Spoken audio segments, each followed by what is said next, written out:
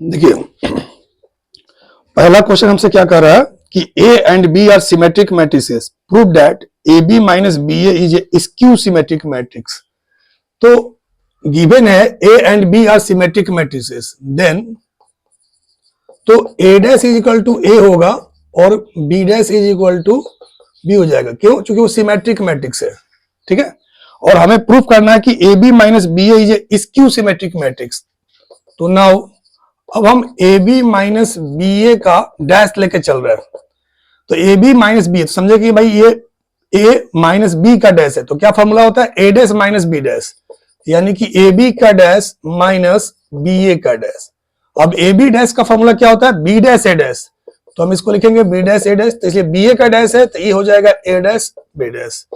अब B dash किसके बराबर है? बी के। ए डैश किसके बराबर है? ए के। फिर उसी तरह से अब यहां से दोनों में माइनस कॉमन कर लेते हैं, तो ए बी माइनस बी ए और ये ए बी माइनस बी ए के डैश के इक्वल हो गया। तो समझिए कि पूरे को माइंड में मेंटेन कीजिए कि अगर ये पी है तो पी डैश और ये पी है बगल में माइनस है, तो P dash is equal to minus P. इसका मतलब पी जो है वो स्क्यू सिमेट्रिक मैट्रिक्स है। This implies that A B minus B A is a skew symmetric matrices, और हमें यही प्रूफ करना था।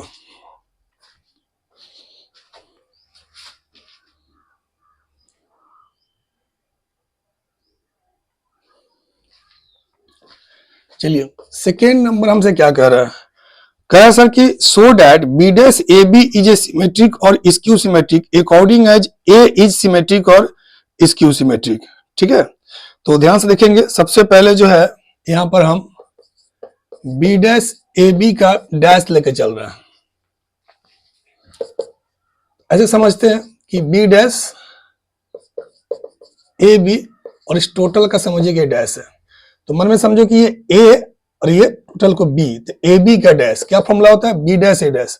तो ये बी की जगह पर इसको समझोगे, चाहे ऐसे समझो बेहतर रहेगा, इसको पी समझो, इसको क्यू समझो, तो पी क्यू का dash Q dash P dash. तो क्यू यहां पर ये है, तो क्यू डैश पी डैश यानी बी डैश का डैश, बी डैश का डैश।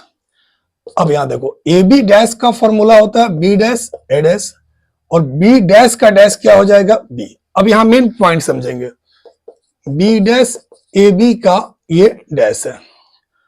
पहला sense, case first, if A is symmetric, if A is symmetric then A dash is equal to ए।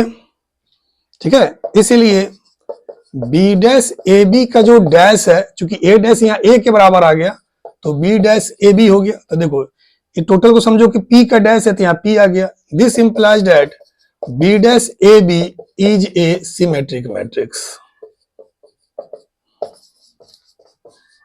बहुत क्लियर है कि अगर ए सिमेट्रिक है तो ये जो है ये भी क्या हो गया? सिमेट्रिक हो गया। अब केस सेकेंड में हम लोग देखते हैं कि अगर स्क्यू होगा तो ये भी क्या होगा। Case second, if A is a skew symmetric matrix,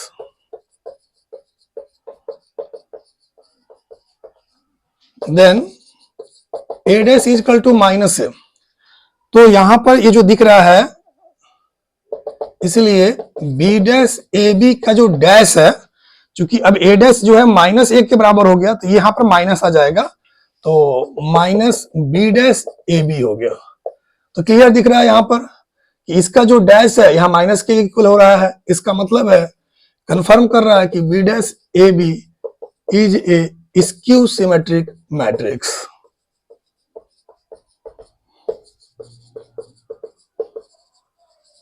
देखिए बहुत क्लियर है। क्वेश्चन में हमको ये प्रूफ करना था कि अगर ए सिमेट्रिक है तो ये भी सिमेट्रिक होगा, अगर ए स्क्यू सिमेट्रिक है तो ये भी स्क्यू सिमेट्रिक मैट्रिक्स होगा। तो यहां पर हम कंफर्म दिख रहा है कि अगर जब ए सिमेट्रिक है तो B dash A B symmetric matrix है, अगर ए स्क्यू सिमेट्रिक है तो बी डैश ए बी भी स्क्यू सिमेट्रिक मैट्रिक्स है।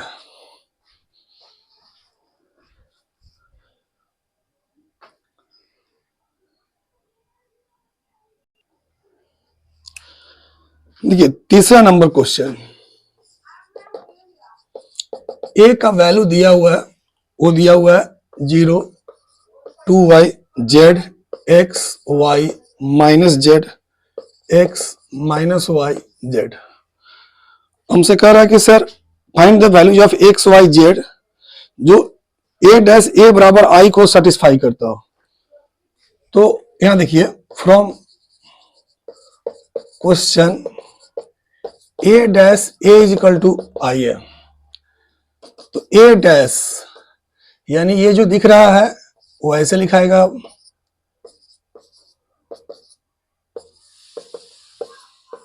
ठीक है, a नोट कर लेना है,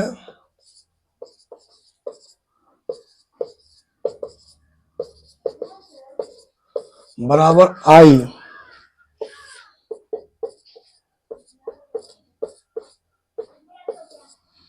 अब यहां से इसको जो है मल्टीप्लाई करोगे, जैसे ये फर्स्ट के साथ 0 0 0, x में x से एक्स स्क्वायर, x में x से एक्स स्क्वायर, 0 में 2y से 0, x में y से X Y minus X Y, 0 में z से 0, x में z से माइनस एक्स जेड, x में z से प्लस एक्स जेड, 2y में 0 से 0, y में x से एक्स वाई माइनस है एक्स वाई, फिर 2y में 2y से 4y स्क्वायर, y में y से y square minus minus plus y square, 2y में z से 2yz माइनस yz, फिर माइनस yz, z में 0 से 0 minus zx plus zx, z में 2y से 2yz minus yz minus yz, z में z से z square minus minus plus z square plus z square is equal to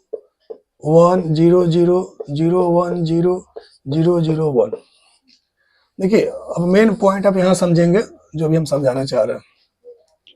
ये x square 2x square, तो 2x square किसके equal होगा, 2x square 1 के equal होगा, ये तो 0 हो जाएगा, 0 है, ये भी कट जाएगा, 0 हो जाएगा, देखो यहाँ पर ये भी 0, 2yz में से 2yz 0, और यहाँ देखो 4y square plus y square plus y square, तो 6y square is equal to 1, ये सब तो 0 हो जाएगा, फिर यहाँ z square 3z square is equal to 1, 3z square is equal to 1, that means कि x square is equal to 1/2, y square is equal to 1/6, z square is equal to 1/3। तो x का जो मान है वो प्लस माइनस 1/√2, y का जो मान है प्लस माइनस 1/√6 एंड z का जो मान होगा प्लस माइनस 1/√3।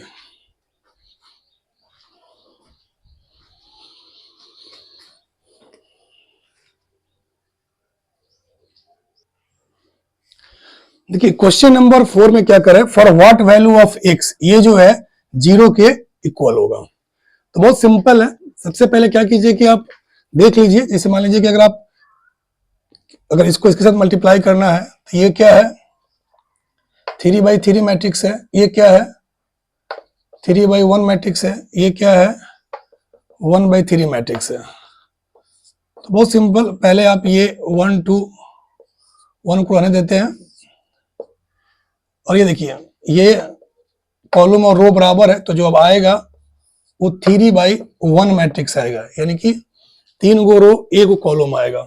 तो ये वाला जो है इस वाला ऐसे मल्टीप्लाई करेगा, तो 1 में 0 से 0, 2 में 2 से 4, 0 में x से 0, 2 में 0 से 0, 0 में 2 से 0, 1 में x से x, 1 में 0 से 0, 0 में 2 से 0, 2 में x से 2x, क्लियर, बराबर 0 है। बहुत सिंपल समझिएगा, 1 2 1, ये आपका 4, ये x, ये 2x इज इक्वल टू 0। अब फिर से एक बार समझिए, ये 1/3 मैट्रिक्स था, और ये आपका जो जस्ट रिजल्ट जो है वो 3/1 है। तो अब यहाँ कॉलम और यहाँ रो आपस में बराबर है, तो जो रिजल्ट जो आएगा मैट्रिक्स वो 1/1 आएगा। क्या आएगा, यानी एक रो एक कॉलम, बस सिंपली मल्टीप्लाई कर लो। 1 में 4 से 4, 2 में x से 2x, 1 में 2x से 1 में 4 से 4, 2 में x से 2x, 1 में 2x से 2x, ठीक है, इज इक्वल टू क्या है 0। तो चूंकि 0 मैट्रिक्स को जैसा चाहे वैसा अरेंज कर सकते हो, तो 1/1 है, इसको 0 लिख दो 1/1। अब ये देखो 2x और 2x 4x प्लस 4, तो 4x plus 4 is equal to 0, so 4x is equal to -4 and x is equal to -1, और ये आपका आंसर हो जाएगा।